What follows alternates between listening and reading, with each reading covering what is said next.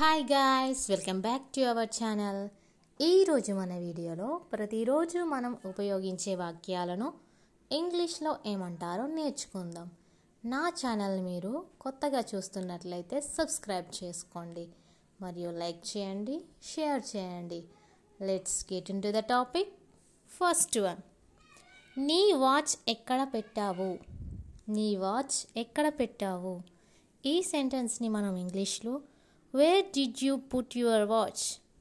Where did you put your watch? అంటే నీ watch ఎక్కడ పెట్టావు? అండ్ నెక్స్ట్ సెంటెన్స్, నువ్వు నీ వాచ్ని ఎవరికైనా ఇచ్చావా లేదా నువ్వు నీతోనే ఉంచుకున్నావా? నువ్వు నీ వాచ్ని ఎవరికైనా ఇచ్చావా లేదా నువ్వు నీతోనే ఉంచుకున్నావా?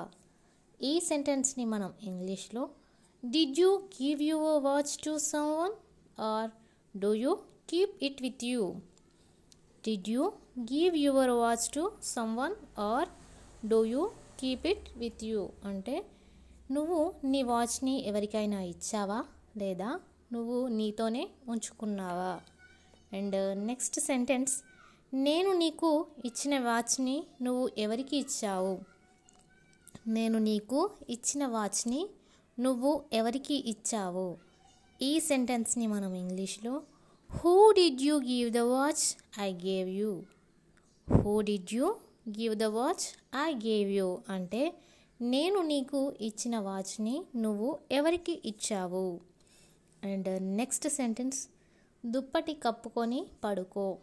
దుప్పటి కప్పుకొని పడుకో.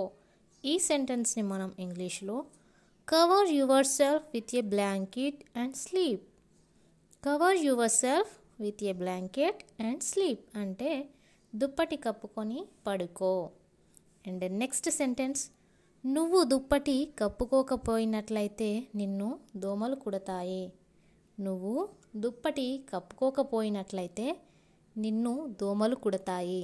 ఈ సెంటెన్స్ని మనం ఇంగ్లీష్లో if you don't cover your self with a blanket mosquitoes will bite you. If you don't cover yourself with a blanket, mosquito will bite you. అంటే నువ్వు దుప్పటి కప్పుకోకపోయినట్లయితే నిన్ను దోమలు కుడతాయి. అండ్ నెక్స్ట్ సెంటెన్స్, నీ గదిలో చాలా దోమలు ఉన్నాయి. నీ గదిలో చాలా దోమలు ఉన్నాయి. ఈ సెంటెన్స్ని మనం ఇంగ్లీష్లో there are a lot of mosquitoes in your room. There are a lot of mosquitoes in your room. అంటే నీ గదిలో చాలా దోమలు ఉన్నాయి. అండ్ నెక్స్ట్ సెంటెన్స్, పక్కన వాళ్ళతో షేర్ చేసుకో. పక్కన వాళ్ళతో షేర్ చేసుకో.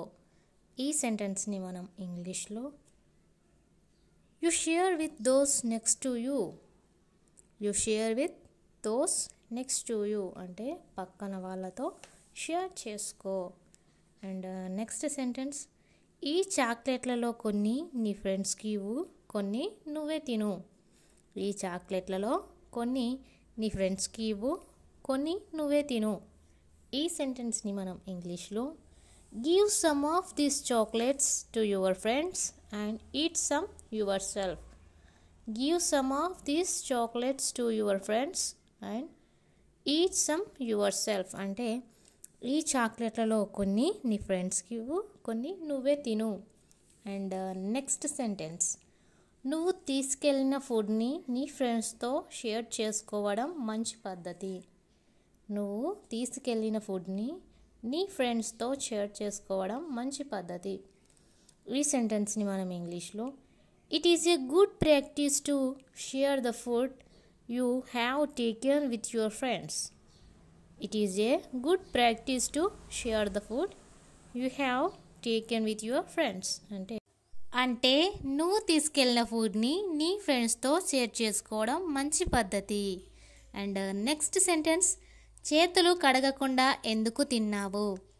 చేతులు కడగకుండా ఎందుకు తిన్నావు?